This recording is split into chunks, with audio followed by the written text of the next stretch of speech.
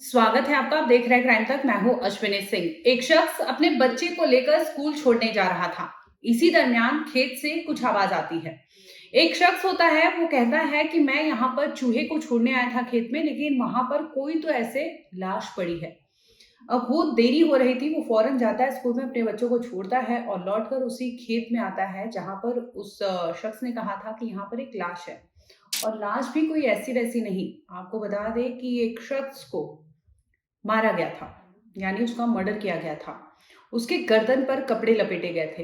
हाथ जो है, दोनों हाथ बांधकर पीछे की तरफ उसे रखा गया था। दोनों हाथ को रस्सियों से बांधकर रखा गया था और इसके बाद उसके जो माउथ का पार्ट होता है उसे कुचला गया था पत्थर से, मानो ईंट से मार मार कर उसका भर्ता किया गया है। इसके बाद बोरी लाई जाती है। बोरी में उसके सिर को रखा जाता है और बोरी को भी कसा जाता है। ऊपर से ईंट रखी जाती है और वहां से रफू चक्कर होकर लोग चले जाते हैं, यानी जो कल्प्रिट था, जो मर्डरर था, वो ये सब करके वहां से फरार हो जाता है। जब ये लोग वहां पर खेत पे पहुंचते हैं तो देखते हैं कि इस तरह से एक लाश है। लाश के एक पैर में जूते हैं और एक पैर का जूता वहां पर निकला हुआ है। ऐसे लग रहा है कि किसी ने मारकर घसीट कर उसे वहां पर डंप किया हो। आखिर क्या था पूरा मामला और कानपुर के इस खेत में लाश मिली थी तो किसकी थी, और जब पहचान सामने आती है और जो मोटिव सामने आता है उसे सुनकर आप भी हैरान रह जाएंगे कि आखिर सिर्फ मामूली से चंद चीजों के लिए एक कत्ल हो जाता है। और एक कत्ल नहीं, उसके पीछे जो कहानी सामने आती है वो आपको सोचने पर मजबूर कर देगी। स्वागत है आपका। आप देख रहे हैं क्राइम तक। मैं हूं अश्विनी सिंह। दरअसल मामला कानपुर के बारा इलाके का बताया जा रहा है। सूचना मिलते ही फौरन मौका वारदात पर पुलिस पहुंचती है, तहकीकात में जुटती है। शिनाख्ती के लिए वहां पर पंचनामा होता है कि क्या आप लोग इस बॉडी को जानते हैं। इस पर किसी का कोई जवाब नहीं आता तो जाहिर सी बात है वो फोटो तस्वीर खींचकर वायरल की जाती है तमाम सोशल मीडिया पर, तमाम पुलिस थाने में। देखते ही देखते ये फोटो पहुंचता है कानपुर के एक गांव में, और वो गांव में जहां पर वो रहने वाला था, यानी जो शख्स था जिसकी लाश वहां पर थी, उनके घर तक वो फोटो पहुंच जाता है। परिवार वाले आनन फानन में पुलिस थाने पहुंचते हैं, रोते गिड़गिड़ाते हैं और कहते हैं कि ये तो मेरा विपिन है। एक रात पहले से वो गायब था। आपको बता दें कि विपिन मंगलवार यानी 2 दिसंबर से वो लापता था अपने घर से। रात से ही वो घर नहीं पहुंचा था। इसके बाद परिवार वाले उसे ढूंढने की भरसक कोशिश करते हैं। इसी दरमियान अगली सुबह यानी बुधवार 3 दिसंबर की बात है, जब सूचना मिलती है और ये फोटो तस्वीरें वायरल होती है और पता चलता है कि विपिन, जिसकी तलाश उनके घर वाले कर रहे थे, वो तो मृत अवस्था में एक खेत में पाया गया है। और उसकी लाश के साथ जो बर्बरता की गई थी उसे देखकर उनके माता पिता का कलेजा जो है वो कांप जाता है। आखिर विपिन की हत्या क्यों हुई थी और परिवार वाले जब पहुंचते हैं तो क्या बताते हैं, आइए आपको सिलसिलेवार तरीके से बताते हैं। दरअसल ये मामला जितना सुलझा हुआ या जितना सीधा दिखाई दे रहा था उतना होता नहीं है। जब पुलिस तफ्तीश करती है और शिनाख्ती के लिए उनके परिवार वहां पहुंचते हैं तो वो बताते हैं कि विपिन जो है वो उनका बेटा था। इसके साथ ही ये लोग रहने वाले जो कानपुर के बारा इलाके में थे, उनके पिता यानी गंगा प्रसाद का कहना था कि उनके ससुराल वाले, क्योंकि उनकी माँ जो है उनके सगे भाई बहन नहीं थे, तो उनके मायके से उन्हें 12 बीघा जमीन मिली थी। और वो जमीन जो है डिफेंस कॉरिडोर में आ गई थी, यानी 12 बीघा जो जमीन है वो डिफेंस कॉरिडोर में आ जाती है, जिसके बाद उसका जो कीमत होती है जमीन की वो बढ़ जाती है। ये सब चीजें किसी को भा नहीं रहा था, यानी ये सब चीजें जो चल रही थी, जमीन की लागत जो थी, उसकी कीमत जो बढ़ रही थी, ये चीजें किसी को सुहा नहीं रही थी। और ये कोई और नहीं बल्कि आपको बता दें कि गंगा प्रसाद जो है उनकी बीवी रामसूती, इनके 2 चचेरे भाई हैं, सुरेश और संतोष। ये दोनों ने, इनको ये चीजें अच्छी नहीं लग रही थी कि एक बहन को, एक लड़की को जमीन दी जा रही है, वो भी जमीन जो सरकारी यानी डिफेंस कॉरिडोर में शामिल की गई है, उसकी कीमत अब करोड़ों में हो जाएगी। यही सोचकर उन्हें ये चीजें भा नहीं रहा था।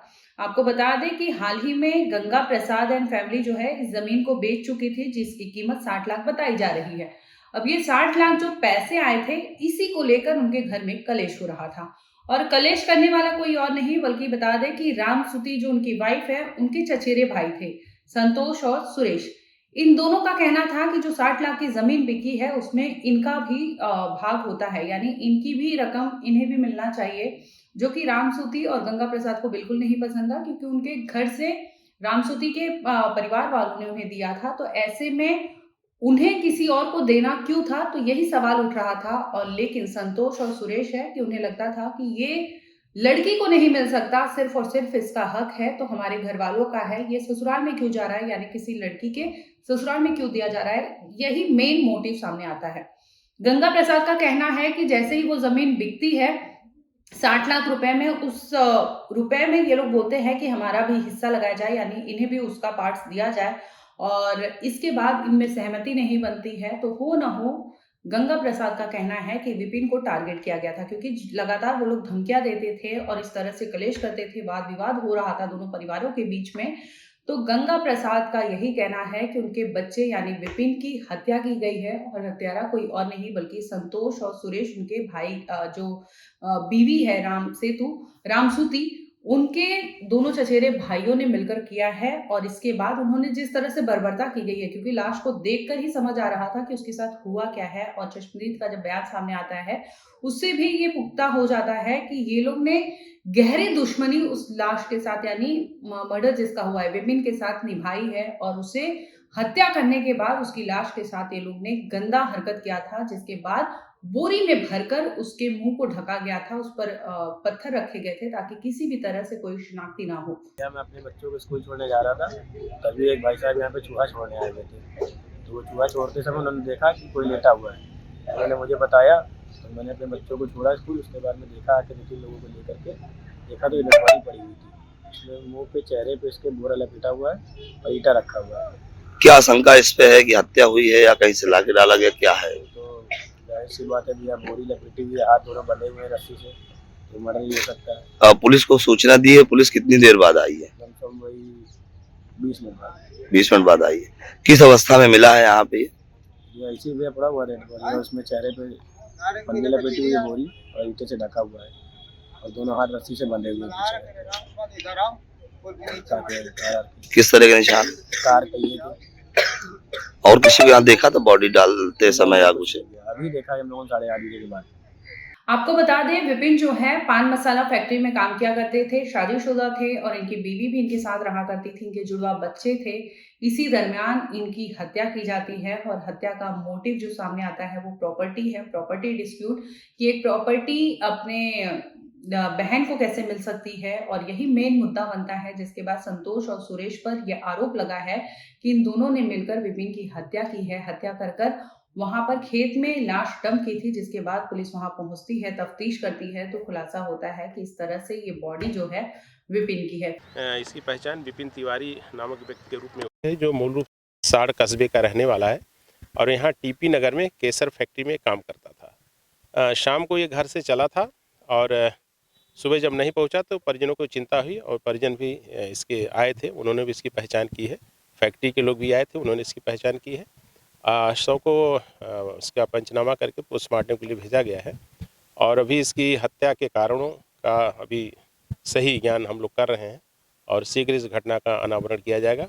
तहरीर अभी प्राप्त नहीं है, तहरीर प्राप्त होते ही इसमें FIR दर्ज करके विधिक कार्रवाई प्रारंभ की जाएगी। क्या लग रहा है, किस तरह का? अभी हम लोग सारे जो भी पहलू हैं, घरेलू या उसके मित्र या अन्य जो भी पहलू हो सकते हैं, सारे बिंदु हम लोग विचार कर रहे हैं।